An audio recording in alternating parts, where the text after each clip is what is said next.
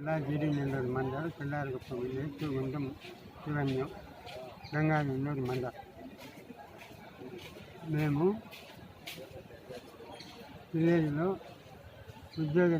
బయట ఉండి ఉద్యోగరీతిలో వచ్చి ఊరిలో చేరినాము. చేరినప్పటి నుంచి ఊరి వాళ్ళు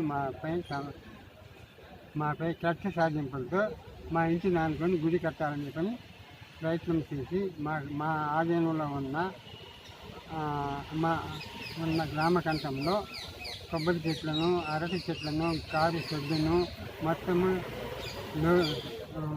జేసీబీ పెట్టి లోడేసి గుడి కడగాలు వేసినారు.